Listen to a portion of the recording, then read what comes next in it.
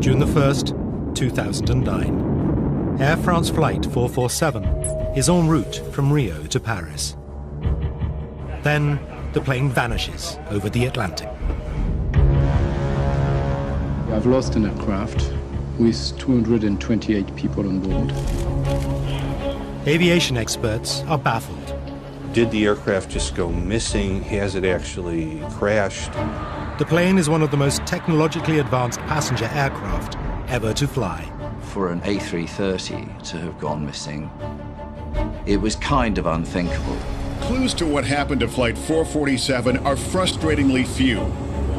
But now, recordings have been recovered from the cockpit.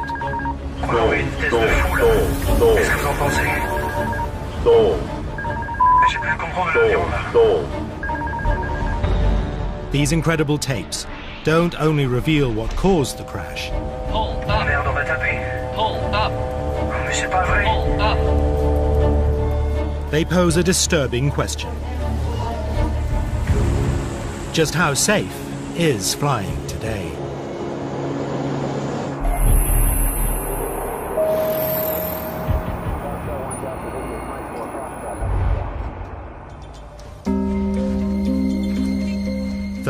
May 2009, Rio de Janeiro. Galeão International Airport, 7 p.m. local time.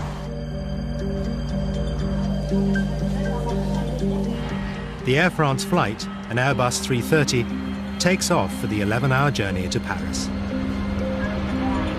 Air France is a great airline. The A330 is the latest generation of airplanes. The aircraft is so technologically advanced, aviation experts claim it pretty much flies itself. The pilots will be flying the aircraft manually during the takeoff. As soon as the aircraft's off the ground, the pilots will put the autopilot in. Then it doesn't come out until the last 500 feet of the descent. They trip the autopilot out, and then by the time the aircraft's come to a halt off the runway, you've had about 2 minutes flying. So it's about 4 minutes of flight. There are 228 people on board from 32 different countries, including 5 from the UK, but the majority are French.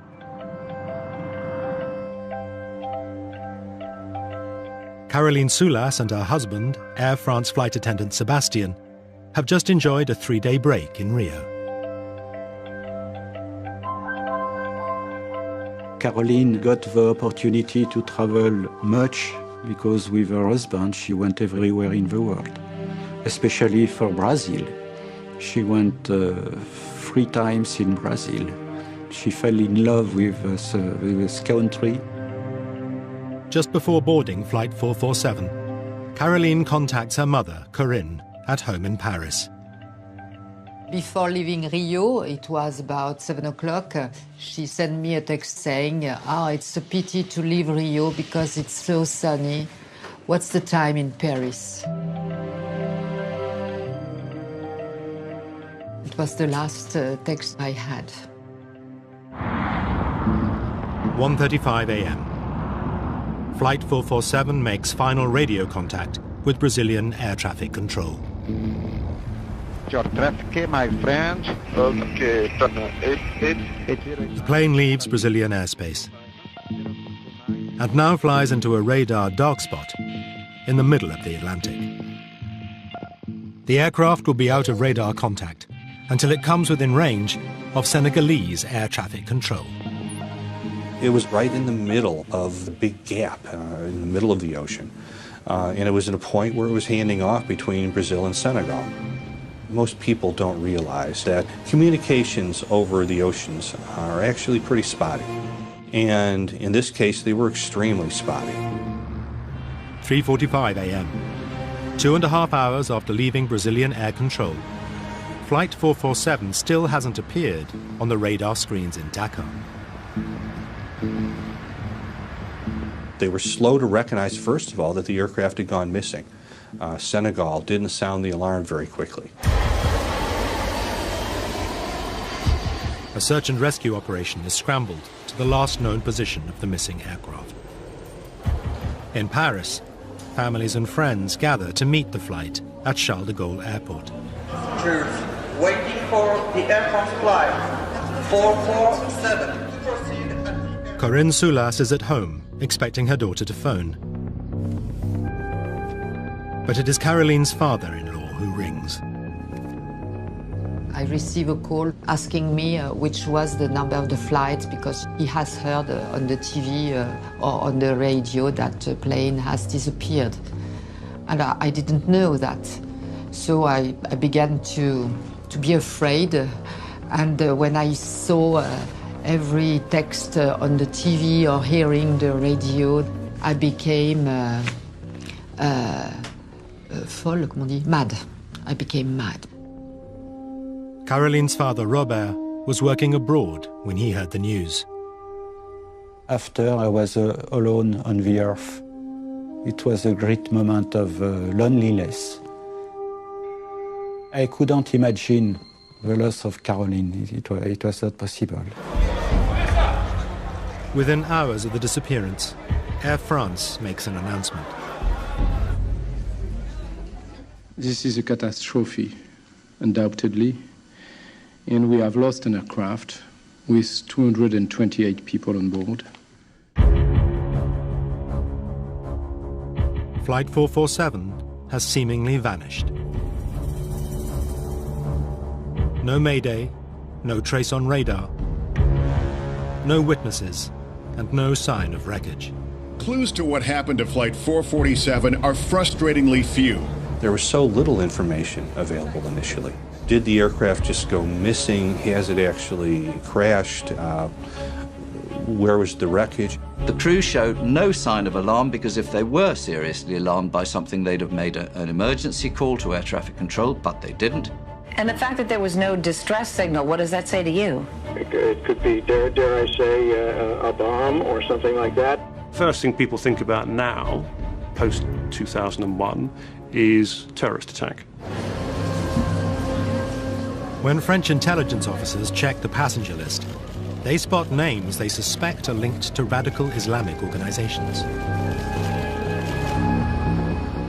Only the wreckage could confirm or disprove the bomb theory, but they cannot pinpoint where the plane went down. The difficulties for Air France 447 were huge. Firstly, the aircraft crashed in an area where there was no radar coverage, so it was not possible to locate where it had hit the sea. So the search area was enormous. They were looking over an area of 17,000 square kilometers. On June the 6th, 5 days after Flight 447 disappeared, fragments of wreckage, along with 50 bodies, are discovered approximately 600 miles off the coast of Brazil. The find rules out a bomb. The plane was in one piece when it hit the water. The fact that the bodies that were found floating on the water came from many parts of the aircraft, as when they were identified, gives some indication that the aircraft was intact and the people were still inside it when it struck the water. But if an explosion didn't down Flight 447, what did? How can such a sophisticated, expensive machine have such a large, profound loss of life? There was a very strong hunger and need to know why it happened, both for the families and also for future safety. With over 600 Airbus A330s in daily service worldwide, it's vital to find out what caused the crash. The answers could lie in the plane's black boxes, but they are lost 2.5 miles down on the seabed. I want to know exactly why my daughter died. The reason why.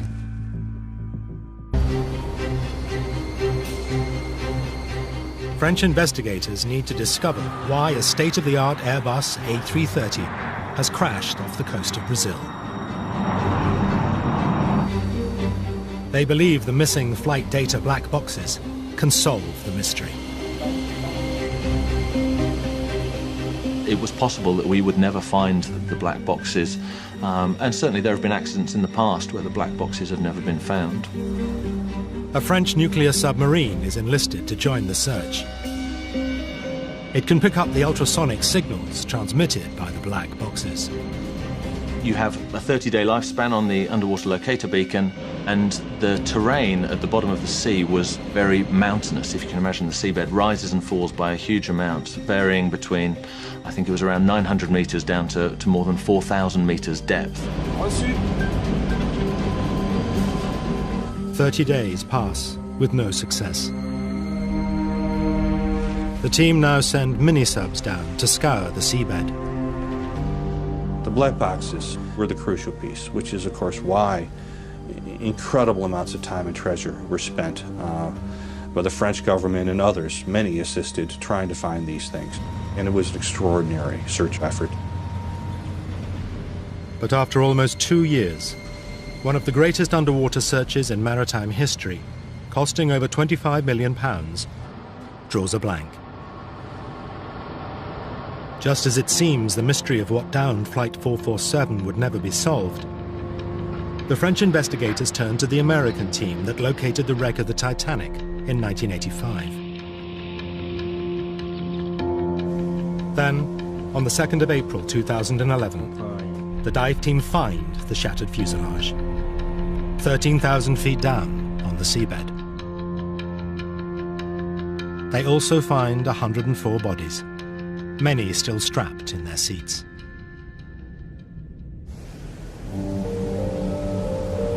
Quite a few of our families were literally kind of on tenterhooks waiting for a call as to whether their loved ones had been found. And for families that then kept the call saying, sorry, we haven't found it, their hopes have been raised up, then dashed again.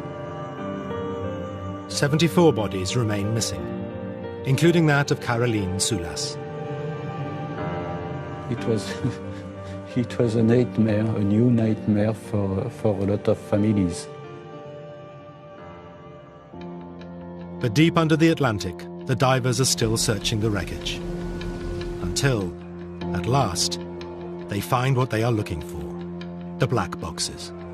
When they did find them, it changed everything, because now we started really getting a clear picture. The families and friends of the 228 people who died now have a chance to find out what really caused the crash. The black box data will unravel the precise sequence of events that led to the loss of the aircraft. The actual recordings have not been publicly released, but actors will read a transcript documenting the final, terrifying minutes leading up to the crash. Je crois qu'on voit une vitesse de fou là. Qu'est-ce que vous en pensez? Remonte, remonte, remonte, remonte! Flight 447 leaves Rio and heads north, following the east coast of Brazil. In charge of the plane is Captain Marc Dubois, aged 58, with almost 11,000 flying hours under his belt. The second pilot is 37-year-old David Robert, who's clocked up over 6,500 hours. The third pilot is Pierre-Cédric Bonin, whose wife is also on tonight's flight. Aged 32, Bonin, with just under 3,000 flying hours, is the least experienced member of the crew. Bonin is sitting in the cockpit's right-hand seat. His captain, Dubois, is sitting on the left. Robert is taking the regulation sleep break in the small cabin to the rear of the cockpit.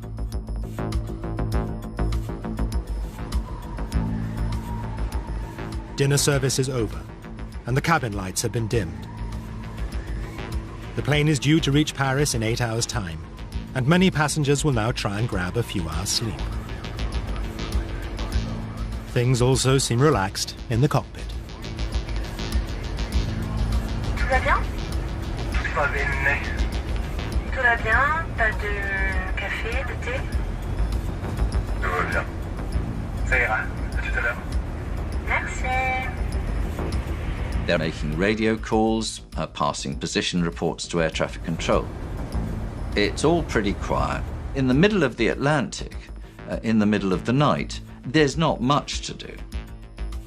Captain Dubois is a veteran of the Rio-Paris route. and points out an upcoming landmark to his junior first officer, Bonin. C'est l'équateur. Tu avais compris, je suppose. Ah, je m'en doutais. As they approach the equator, they will enter an area called the Intertropical Convergence Zone. For aviators, that area is famous for creating convective weather or thunderstorms. It was generating some really interesting and severe areas of weather the night of the crash of Air France 447. Michael de Villiers has analyzed the weather patterns on the night of the crash. What it shows there is the areas that were forecast on the significant weather chart where there would be thunder activity, quite a few around. Thunderstorms are probably the most dangerous form of weather. It's strong updrafts and downdrafts, can knock the aircraft around, can also cause structural damage if a thunderstorm is severe enough. You get icing, you get the hail, you get lightning, which can also damage an aircraft. Massive cumulonimbus storm clouds can extend upwards to 50,000 feet, too high for commercial planes to fly over.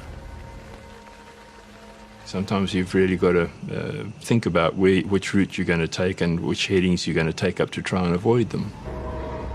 But Captain Dubois seems unconcerned, and Flight 447 stays on course.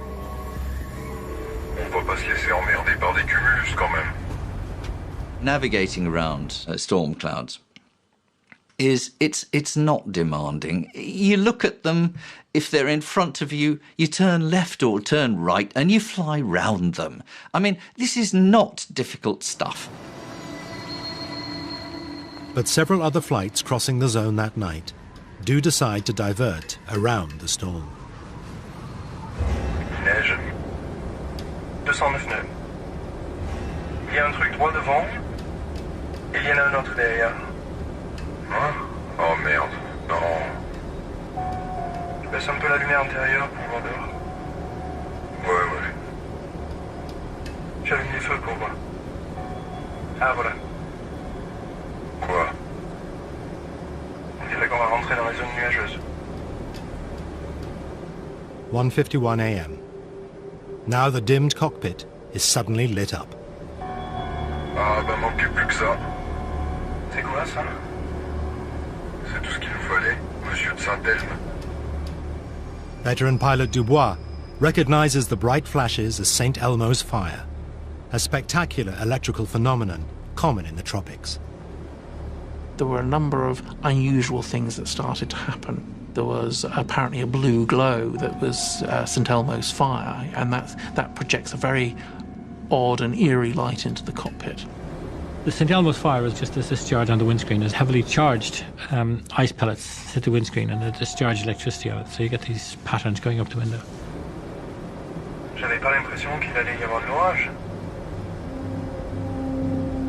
Il va y avoir des turbulences quand j'irai dormir. David Robert, who was having a break in the small cabin at the rear of the cockpit, will shortly swap places with Captain Dubois. Bon, bah y a plus qu'à le réveiller, hein, c'est ça? Before Robert arrives, Captain Dubois wants to establish who's going to fly the plane while he's on his break. Ouais, c'est qui le pose? C'est toi? Bon, il va prendre ma place. This means Bonin, with the least amount of flying hours on his record, will pilot the plane until the captain returns. If a captain is going on the break, you would have thought that the priority would have been to have the most experienced person in charge of the aircraft and sitting in the appropriate seat. T'as dormi? Moyen. T'as pas dormi? Il a dit moyen. Bon, allez, je me casse. Bon, ça va. Bon, les petites turbulences qu'on vient de voir, t'auras les mêmes après? I did find it interesting that for what I thought we were certainly the most busiest part of the flight in terms of weather avoidance, that the captain decided to take rest for that. I would have thought that would be the bit the captain would want to stay for. The decision he made, in his mind, he was quite happy with it. In hindsight, us looking at it, maybe it wasn't the best decision. Minutes after Captain Dubois leaves the flight deck, the weather deteriorates. On va les appeler à la veille pour leur dire. Oui. Oui, Marilyn, c'est Pierre devant. Dis-moi, dans 2 minutes, on devrait passer une zone où ça devrait bouger un peu plus.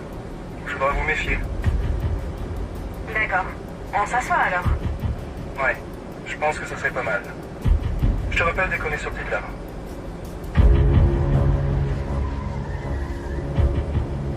Vache, heureusement que c'était la 330, hein. C'est clair. Moins 42 degrés. Robert suggests changing course to avoid the storm clouds. Tu veux pas tirer un peu plus sur la gauche, là? Excuse-moi. J'ai dit tu veux pas un peu plus tirer sur la gauche? As Bonin steers the plane 12 degrees to the left, a sharp, chlorine-like smell spreads through the cockpit. T'as touché la clim. J'ai rien touché du tout. Si c'est pas la clim, c'est quoi cette odeur? C'est l'ozone. Robert, who's flown many trips across the tropics, instantly recognizes the strange smell. But it seems to startle his younger colleague. C'est quoi ça? C'est un rapport avec la FIT? Non. L'ozone, c'est de l'air chargé d'électricité. Non. Ah non, d'accord. There were unusual smells in the cockpit. There were electrical disturbances and electrical phenomena around St. Elmo's fire and so on. So there are many things that can contribute to degraded pilot performance. 2:10 a.m. A loud sound is heard in the cockpit. Experts analysing the black box tape believe it's the sound of ice crystals hitting the aircraft. Then, an alarm is triggered. The alarm warns the crew that the autopilot has shut down and handed control back to them. J'ai les commandes. D'accord. Bonin is sitting in the right-hand seat and takes manual control of the plane. His more experienced colleague, Robert, is now effectively co-pilot. What the crew don't realize is that the plummeting temperature has caused ice to block 3 vital sensors, called pitos.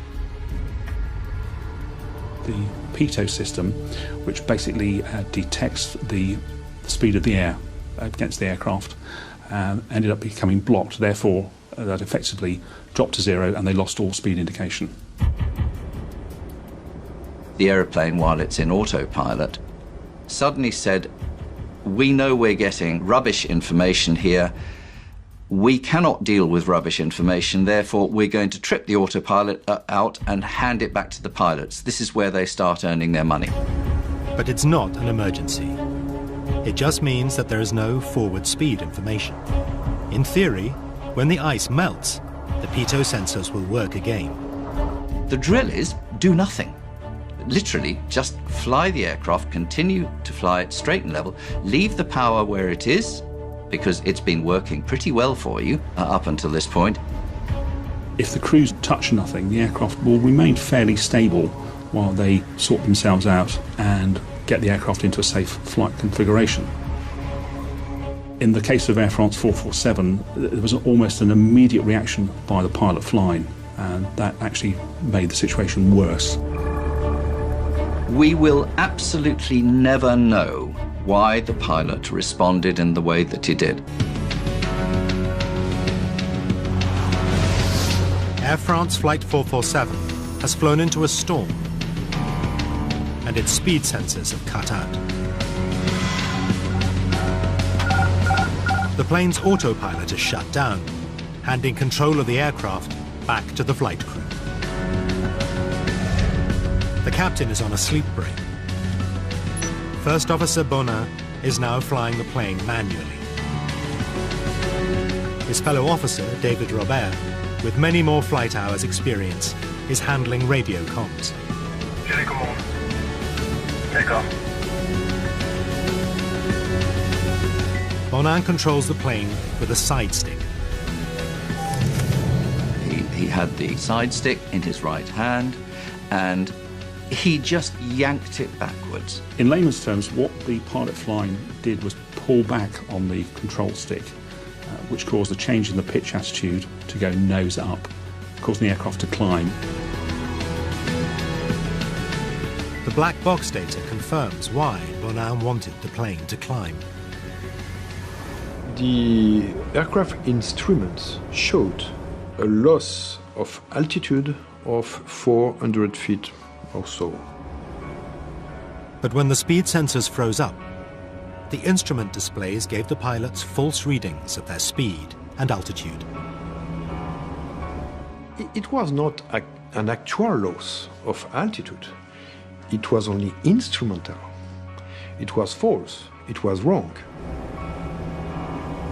Ça n'affiche pas la bonne vitesse. On a perdu la vitesse, c'est ça? You've got to rely on your instruments, and of course if your instruments are now faulty or telling you wrong information, then it's difficult to know where to take that, because you train to rely on these things. Bonin decides to trust the instruments. He pulls back the stick, and the plane starts to rise. The aircraft will go up quite rapidly. In fact, at one point it's climbing at 7,000 feet a minute, which is a very high rate of climb at that altitude. Because he was going uphill into very thin air that the aircraft couldn't be supported by while it was at its weight, the aircraft started slowing down, just like if you leave your foot on the accelerator of a car and it starts to go up a hill, it will slow down unless you give it more gas. So this airplane was slowing down. Now, another alarm rings out. The stall warning. A stall happens when the aircraft is going too slowly for the wings to produce sufficient lift, and therefore the aircraft starts to drop. It starts to fall. It stops flying, starts falling. To prevent the plane falling, Bonin needs to act quickly. When the stall warning occurred, the pilots are expected to take an immediate action of changing the attitude, push forward on the side stick, reduce the angle of attack, and therefore recover from the stall. The way to recover that is to get your speed back. And the way to get your speed back is to put the nose down and go downhill. But Bonin doesn't put the nose down. He keeps the stick back, and the aircraft gains even more altitude, whilst continuing to lose speed. I'm only left to draw the conclusion that they didn't believe that the aircraft was stalled. The black box records show that one of the 3 speed sensors that had frozen now starts working again. Unfortunately, when the airspeed indications came back online, the aircraft attitude and various other parameters of the aircraft had changed quite dramatically. Now, some new sensors come back in with valid information that didn't look valid because everything else was so totally messed up. Fais attention à ta vitesse. Fais attention à ta vitesse. Ok, je redescends. Stabilise. Ouais. And that's really where things went from a very benign circumstance to a rapidly escalating out-of-control circumstance. Robert presses the crew call button. He wants to get Captain Dubois back from his break and onto the flight deck. But there's no answer. Il vient ou il vient pas? Air France 447 is now 7 miles above the sea and still climbing. Once you're going up very, very fast, the speed is decaying very, very rapidly. If you kept pulling back, then you'd increase the rate of climb to a point, and the speed would decay until you got towards the point where the aircraft stalled. And then everything changes very dramatically. Now, at nearly 38,000 feet, Flight 447 starts to drop.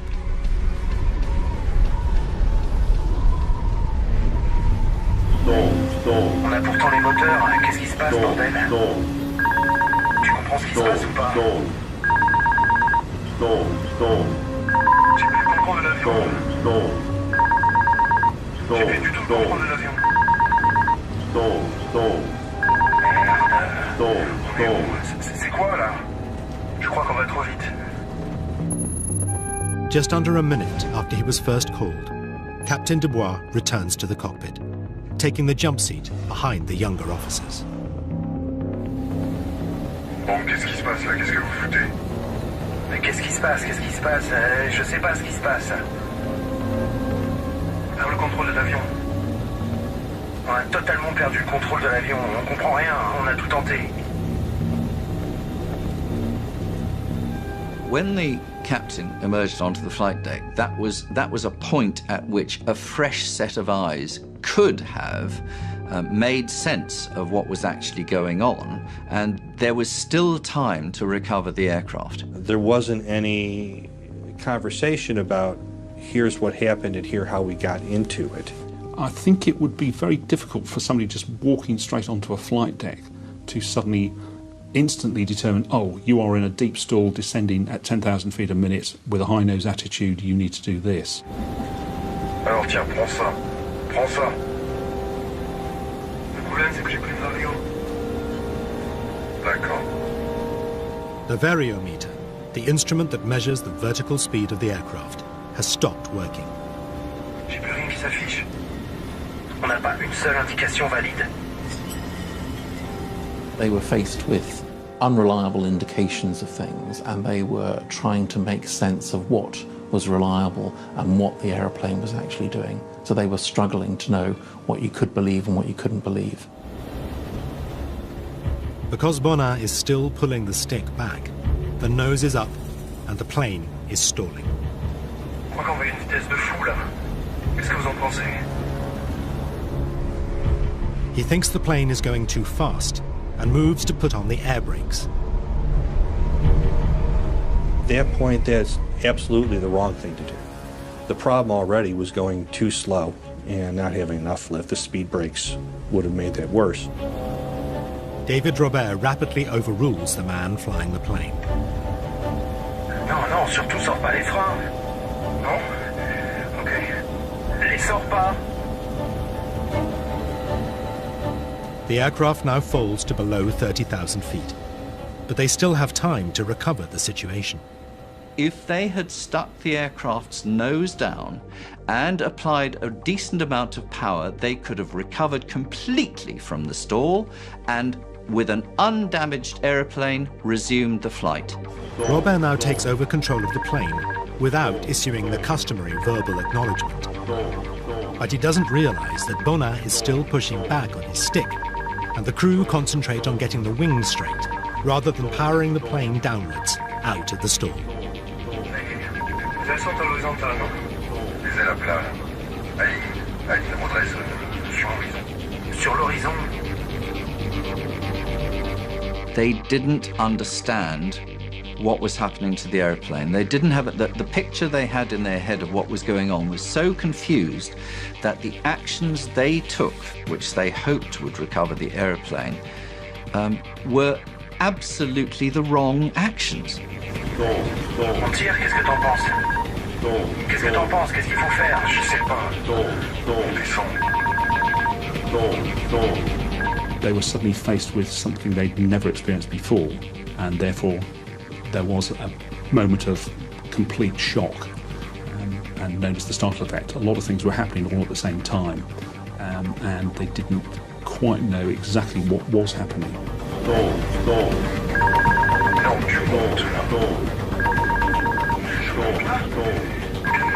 Alors on descend. Tu montes? Merde, c'est pas possible. We'll never know what was going on actually in the heads of those pilots. All we know is that they were confused. Exactly what picture they had of what was going on, we'll never know. The stall alarm, having rung 58 times, now cuts out. The computer stopped telling the pilots that the aircraft was stalled because it had gone into realms that the computer just didn't recognize. The computers have switched off. They've said, sorry, there's no information here that I can work with, so I'm out. The ocean is now just 20,000 feet below the rapidly descending plane.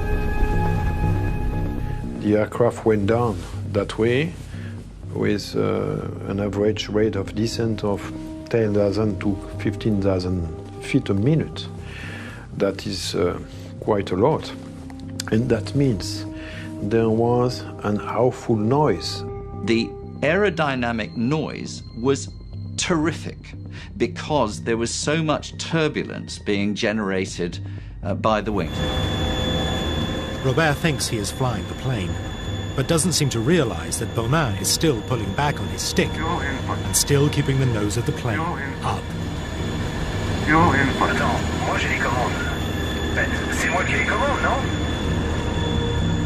It certainly appears that there was a breakdown of the discipline and communication with it on that flight deck. Ça y est, on va arriver au niveau centre. Flying through, they saw flight level 100, which is 10,000 feet. I think that was a point where we went from, we have some time to figure this thing out, to like, we might not be able to save ourselves. This aircraft was falling out of the sky like a stone. It was absolutely not flying. It was falling. And it was falling with its nose pointed upwards. Remonte, remonte, remonte, remonte! Mais je cadre à fond là depuis tout à l'heure. Captain Dubois now gets the vital information. He realizes Bonin has been pulling back on the stick, pushing the nose up, and stalling the aircraft.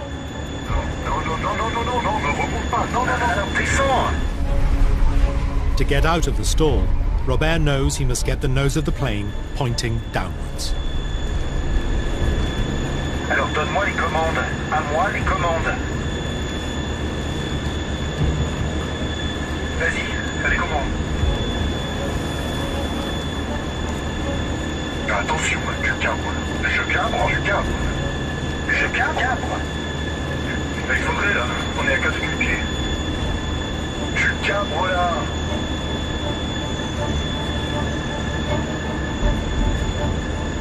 The aircraft was mushing down like that, nose in the air, and it was mushing down through the sky like that.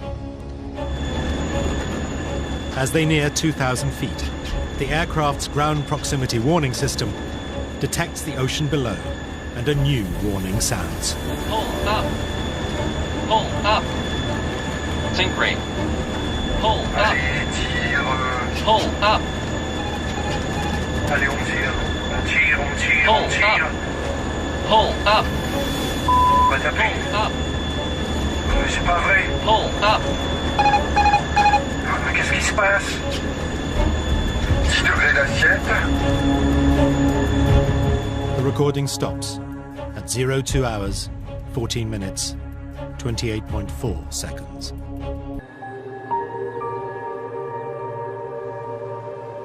"228 people died on Air France Flight 447. The crash also shattered the lives of families and friends. Sebastian Vedovati and Caroline Soulas met in 2003 on an Air France flight to San Francisco.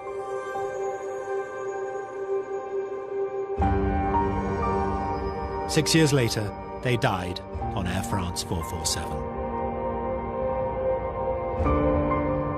I love this picture because we can see their rings. And I've got the same ring. They were in love with each other. Her parents, Robert and Corinne, often visit the memorial dedicated to the passengers and crew located in Père Lachaise Cemetery. Their daughter has no grave. Her body was never found. And the problem is also that they were a couple. Sebastian's body has been retrieved and Caroline no. So it means that they are separated now forever. I hope she didn't feel anything before the impact, before the crash, I hope. I'm not sure of this. One of the questions that I get asked is, Did my father, husband, son, brother, sister know anything about what happened? The hardest one for me was talking to the family of a young boy who was coming back from being with his grandmother in Rio. And they only asked me one question: did he suffer? A mother asked me, so would my daughter have known about this? Because a lot of friends had told me that she wouldn't have known anything. She wouldn't have been conscious. And I felt obliged to tell the truth, which was, I'm afraid, in my view, I think she would certainly have been alive throughout the 3.5-minute descent. She may well have been asleep. I would hope she was asleep. But it would have been a bumpy, uncontrolled descent. And so she may well have known about it. At a press conference in Paris, Air France robustly defended their pilots and acknowledged the dedication of all 12 aircrew who died in the disaster. C'est dans un environnement de pilotage extrêmement dégradé que l'équipage, qui rassemblait à la fois les compétences du commandant de bord et des 2 copilotes, est resté engagé jusqu'au bout et jusqu'aux derniers instants. You have to go back and say, so 3 experienced pilots, qualified pilots, and between them they couldn't figure out what was wrong with their airplane and why it was flying into the ocean. That's a system failure. That's not a pilot failure. A report by the BEA, the French Safety Investigation Agency, found that the disaster was the result of both technical and human factors that started when the AF447 speed sensors, called pitos, malfunctioned and tripped the plane out of autopilot. Thales, the manufacturer of the pitos, state the tubes had to operate under severe environmental constraints that were well outside of both the specified parameters and certification requirements. But this wasn't the first time that this type of pitot tube had failed. EASA, the European Aviation Safety Agency, were aware of 17 cases of pitot failure from 2003 to 2008, but state it was not reported to them that crews had difficulties in addressing the situation. The pitos had been qualified to high standards and therefore did not justify mandatory action. Air France knew there was a problem with the pitot tubes, and by agreement they were going to phase in these replacement working pitos over a matter of months. But what they weren't going to do is to ground all their Airbus aircraft whilst these new working pitos are retrofitted. They felt that they could operate safely, in their opinion. Airbus, the manufacturer of the A330, also stress the pitos fitted on the plane met all safety requirements. All 3 pitot probes satisfied the requirements of the certification, and subsequent to the accident were retested and they still satisfied. In fact, they did better than the certification limits by quite a bit. After the accident, EASA made installation of new pitos compulsory, and since August 2009, the entire Air France fleet of A330s is equipped with the new pitos. The investigation report also recommended improvements to A330 stall alarms and cockpit instrumentation. Primarily the plane's flight path navigational aid, the flight director. The flight director was a bit confusing. And keep in mind, we've established already that the computers were confused, that they were still tending to follow the flight director commands. Airbus say the pilots ignored operational procedure and should have turned off the flight director as soon as they lost their speed readings. But they will vigorously examine all recommendations made by the BEA. But does advanced technology always make flying safer? The aeroplanes themselves, they may be simple to fly, they may have automation to help you do it, they may have computers to help you calculate things with incredible accuracy, but they are immensely complex. So if anything goes wrong, it's rather like something going wrong with your computer. An airplane's just a big bunch of computers nowadays. So can we trust that pilots still have the skills to fly? The crew of AF447 were fully trained and qualified. But the French investigation recommended additional training for pilots. To some extent, this accident was predictable. We've known for a long time that there are areas where pilots need better training, and it's not just on Airbus type of aircraft, it's on all the modern jet fleet of aircraft. Pilots who are primarily used to using all the automatics can have their manual flying skills degraded, and this is a concern within the industry, that is happening. Therefore, if you have an unusual situation that perhaps they haven't trained for, then it does rely on a discipline and appropriate training for those pilots to be able to say, I can still fly this aeroplane. Air France state that over the past 3 years, simulator sessions have been introduced to address unsure speed at altitude, as well as new emergency manoeuvres in case of a stall situation. EASA say they are reviewing all safety recommendations made by the report, and if necessary, will then take measures to improve aircraft equipment and decide on additional training requirements. This aircraft crashed because they didn't know what was going on. They should have known what was going on. Do I blame them? No, I blame the system, the training. The training. It's not Air France either, because Air France trains its pilots like other airlines train their pilots. It's the fact that the training that the law requires the airlines to do is all wrong. It does not address the needs of pilots flying modern, highly automated airplanes, and that is why Air France 447 happened. Next Sunday at 8, Kevin McLeod's Man-Made Home. More details coming up. Tomorrow, 24/7 with the SOS teams of Blackpool. 999. What's your emergency? And there are plenty of them at 9. But coming up, Mickey Flanagan and Jonathan Ross. Do they remember the 80s? It's a big fat quiz special on the way.